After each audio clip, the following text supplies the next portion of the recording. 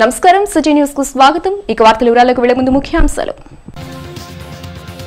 Medical కళాశాల మహిళా hostels ను ప్రారంభించిన మంత్రి కామినేని.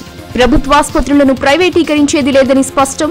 రోగులకు మెరుగైన సేవలు అందించేందుకు సర్కార్ సిద్ధంగా ఉందని వెల్లడి.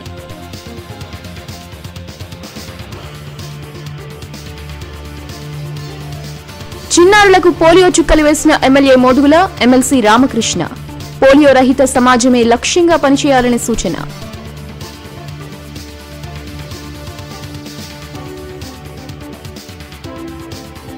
వైసీపీ నేతల్లో అసహనం మొదలైందన్న మంత్రి పుల్లారావు. వచ్చే నెల 5లోపు టీడీపీలోకి భారీ వలసలు ఉంటాయని వెల్లడి.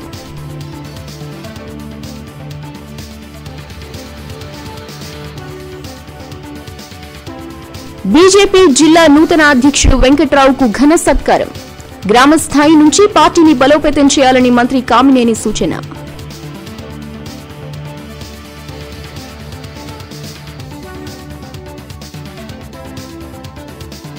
ఎన్టీఆర్ స్టేడియంలో ఈ నెల 24 నుండి నేషనల్ లెవెల్ వాలీబాల్ టోర్నమెంట్. అన్ని ఏర్పాట్లు పూర్తి చేసినట్లు ఎమ్మెల్యే మోదుగుల వెల్లడి.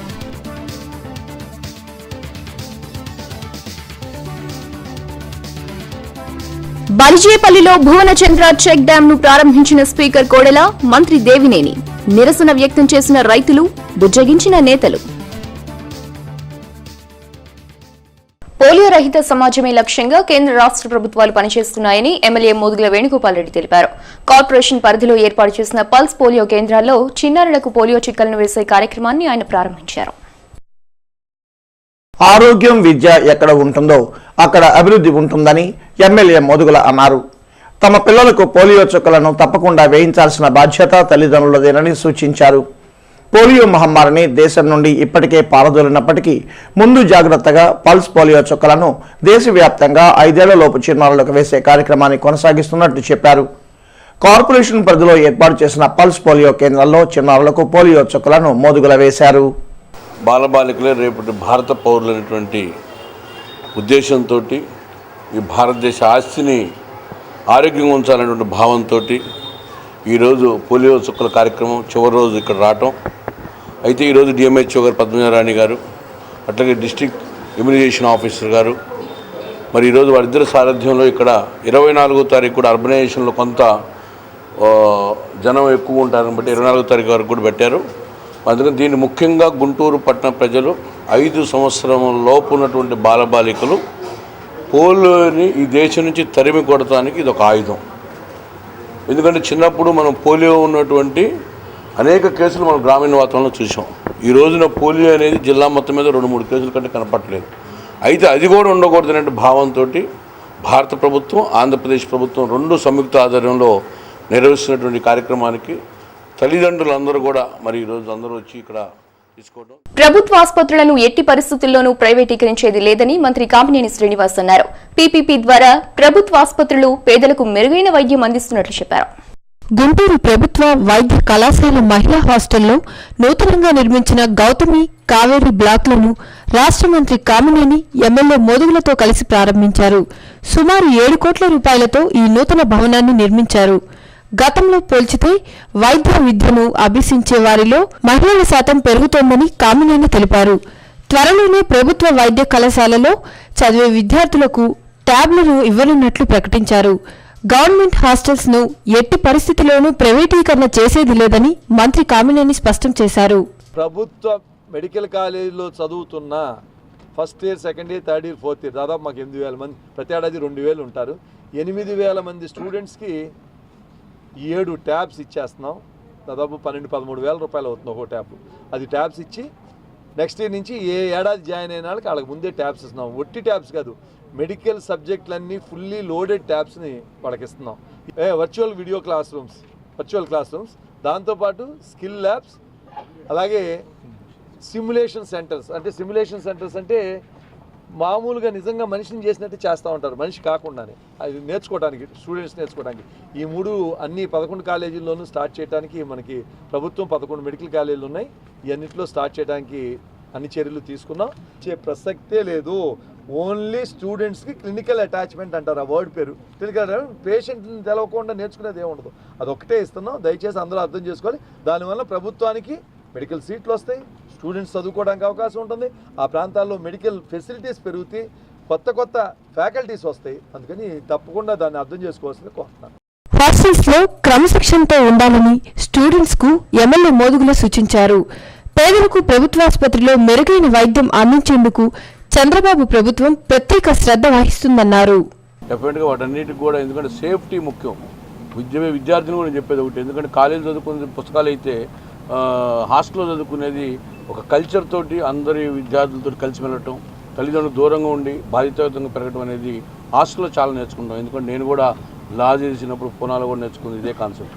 అందుకని ఇక్కడ ఉన్నటువంటి విద్యార్థులందరూ కూడా నాకు హృదయపూర్వక అభినందనలు తెలియజేసుకుంటూ కామినేని శ్రీనివాస్ గారి ఆధ్వర్యంలో ఎయిమ్స్తో పాటు all India institute of medical sciences, దాంతోపాటు అనేక ఇన్స్టిట్యూషన్స్ వస్తాయని చెప్తున్నారు.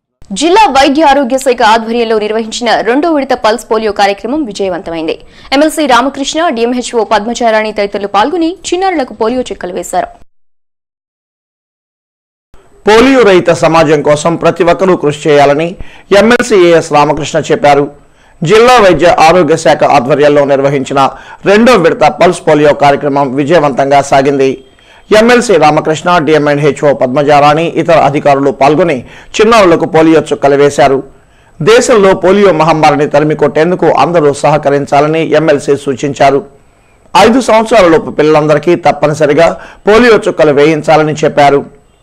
వాయిస్ 3 రోజుల పాటు చిన్నారులందరికీ పోలియో చుక్కలు వేసేందుకు ప్రత్యేక ఏర్పాట్లు చేశామని డిఎంఎన్హెచ్ఓ పద్మజారాణి వెల్లడించారు. 5 సంవత్సరాల లోపు పిల్లలకు 2వ విడత పల్స్ పోలియో కార్యక్రమాన్ని నిర్వహించడం చాలా ముదాహం. మరి మన ఆంధ్రప్రదేశ్ని రోగరహిత, పూర్తి ఆరోగ్యంగా ఉండేటటువంటి, ప్రజలందరూ ఆరోగ్యంగా ఉండేటటువంటి ఆంధ్రప్రదేశ్ను సాధించే దిశలో మరి ఇటువంటి కార్యక్రమాన్ని నిర్వహించడం చాలా సంతోషం. 4,69,000 మంది పిల్లల్ని ఈరోజు మనం 5 సంవత్సరాల లోపు పిల్లల్ని ఎంపిక చేసుకోవడం జరిగిందండి. వలస వచ్చిన వాళ్ళ పిల్లల్ని కూడా 10,000 వరకు ఇందులో ఇంక్లూడ్ చేయడం జరిగిందండి. దీనికి అన్ని చోట్ల కూడా మనము టీకా చుక్కలు వేయడం జరుగుతుందండి. అలానే రైల్వే స్టేషన్స్లో, బస్ స్టాండ్లో కూడా రౌండ్ ద క్లాక్ 24 అవర్స్ కూడా మనము ఈ టీంని పెట్టి కంపల్సరీగా మొబైల్ టీమ్స్ ద్వారా ఈ చుక్కలు వేస్తున్నారు. ప్రతి ఒక్కళ్ళు కూడా 5 సంవత్సరాల పిల్లలు ఈ అదనపు చుక్కలుగా భావించి, రొటీన్ ఇమ్యునైజేషన్తో పాటు అదనపు చుక్కలుగా భావించి మార్చి 5 లోపు వైఎస్ఆర్ కాంగ్రెస్ పార్టీ నుంచి భారీ స్థాయిలో టీడీపీలోకి వలసలు ఉంటాయని మంత్రి పుల్లారావు అన్నారు.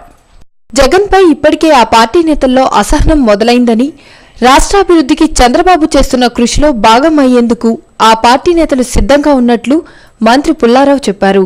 చిలకలూరుపేటలో ఆయన మీడియాతో మాట్లాడారు. అసెంబ్లీ బడ్జెట్ సమావేశాలలోపు ఎవరిది మైండ్ గేమో స్పష్టమవుతోందని పుల్లారావు తెలిపారు. చాలా మంది అసహనంగా ఉన్నారు జగన్మోహన్ రెడ్డి తోటి కలిసి నడవడానికి కానీ, ఆ పార్టీలో కొనసాగడానికి కానీ ఇష్టపడటం లేదు. మెజారిటీ శాసన సభ్యులు జగన్మోహన్ రెడ్డితో కలిసి ఉండేటువంటి ఆలోచన ఎవ్వరికీ కనపడటం లేదు. కాలమే మీకు సమాధానం చెబుతుంది. అసెంబ్లీ సమావేశాల లోపు ఎంతమంది తెలుగుదేశం పార్టీ తీర్థం పుచ్చుకుంటారో మీకే తెలుస్తుంది. అవన్నీ కూడా 5వ తారీఖు లోపల ఒక స్పష్టత కూడా మీకు వస్తుంది ఉన్నారు. మేము ఎవరిని బలవంత పెట్టడం లేదు. అభివృద్ధి కోసం, సంక్షేమం కోసం, వారికి ఓట్లు వేసిన ప్రజలకు న్యాయం చేయాలనేటువంటి ఆలోచనతోటే మా పార్టీ వైపు చూస్తూ ఉన్నారు. కనుక తప్పకుండా 5వ తారీఖు లోపు ఎంతమంది శాసనసభ్యులు ఆ పార్టీని వదిలి వస్తారనేటువంటిది తప్పకుండా మీకే తెలుస్తుంది. చాలా మంది రావడానికి కూడా సంసిద్ధంగా ఉన్నారు. ఎవరిది మైండ్ గేమో మీకు 5వ తారీఖు లోపల తెలిసిపోతుంది కదా. ఎవరిది మైండ్ గేమ్ 5వ తారీఖు లోపు స్పష్టత వస్తుంది. ఆ రోజు ఆ మైండ్ గేమ్ అన్నటువంటి వాళ్ళు ఏమి సమాధానం చెప్తారో వారి నోట మీరే వింటారు. ఎన్టీఆర్ స్టేడియంలో ఈ నెల 24 నుండి 28 వరకు తలపెట్టిన నేషనల్ లెవెల్ వాలీబాల్ టోర్నమెంట్ కు అన్ని ఏర్పాట్లు పూర్తి చేసినట్లు ఎమ్మెల్యే మోదుగుల వేణుగోపాల్ రెడ్డి తెలిపారు. ఆదివారం ఎన్టీఆర్ స్టేడియంలో వాలీబాల్ అసోసియేషన్ నేతలు రమణారావు, రాజేష్ తదితరులతో కలిసి మోదుగుల వేణుగోపాల్ రెడ్డి మాట్లాడారు. సుమారు 5,000 మంది క్రీడాభిమానులు వీక్షించేలా ఏర్పాట్లు చేశామన్నారు. దేశ నలుమూలల నుండి పోటీలకు క్రీడాకారులు హాజరవుతున్నట్లు వెల్లడించారు. ఇదే టోర్నమెంట్లో విదేశీ క్రీడాకారులకు, యువ క్రీడాకారులకు ప్రోత్సాహక చేయూతనందిస్తున్నామన్నారు. యావత్ జిల్లా క్రీడాభిమానులంతా జాతీయ స్థాయి వాలీబాల్ టోర్నమెంట్ను జయప్రదం చేయాలని మోదుగుల కోరారు. జిల్లాలో అవన్నీ కూడా మనం కాపాడుకోవాలి. కళలను కానీ అన్నింటినీ కాపాడుకోవాలి, పశు సంపదను అన్నింటినీ. దాంట్లో భాగంగా క్రీడాకారులు, గ్రామీణ క్రీడాకారులు ఖోఖో కానీ, కబడ్డీ కానీ, వాలీబాల్ని డెఫినెట్గా రక్షించుకుంటాం. భావితరానికి ఇటువంటి క్రీడను మేము అందిస్తామని చెప్పి భావంతో మరి రేపు 24 నుంచి 25 జరిగేటువంటి టోర్నమెంట్ని అందరూ మరి సద్వినియోగం చేసుకోవాలని, దీనికి ప్రేక్షకులకు అందరూ రావాలని చెప్పి కోరుకుంటూ, ముఖ్యంగా మహిళలకి ఒక ప్రత్యేకమైనటువంటి గ్యాలరీ కూడా ఏర్పాటు చేశాం.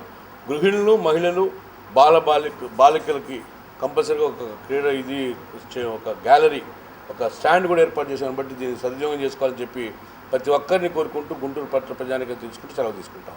తెలుగు భాషలో తీయదనం ఉంది, ఆనందం ఉంది, అనుభూతి ఉంది, మాధుర్యం ఉంది. అన్నిటికీ మించి అది అమ్మ భాష. తెలుగు భాషలో ఆనందం, పద్యంలో మాధుర్యం, శబ్ద సౌందర్యం మనసుకు ఎంతో హాయినిస్తుంది. మారుతున్న పరిస్థితుల్లో పరభాషపై పట్టు సాధించవచ్చు, కానీ మన భాషను మరువవద్దని కవులు, కళాకారులు కోరుతున్నారు. మాతృభాషను మృత భాషగా మార్చవద్దని వేడుకుంటున్నారు. అంతర్జాతీయ మాతృభాషా దినోత్సవం సందర్భంగా సిటీ న్యూస్ కోరుకుంటోంది కూడా ఇదే. తెలుగు వెలుగుకు ఢోకా లేకుండా చేద్దాం. తెలుగు చచ్చిపోతుందని అందరూ అనుకుంటున్నారు. అదే పోతే నేను కాదు, ఈ తెలుగు బంధువులందరూ ఎక్కడ పోతారో చూడాలి.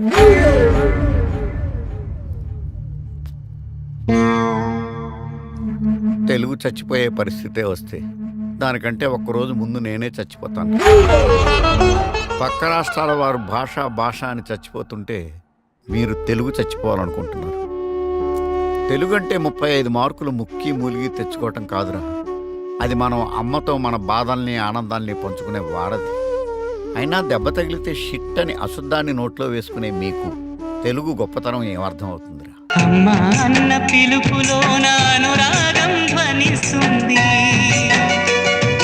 నాన్న అన్న పదములో అభిమానం జనిస్తుంది,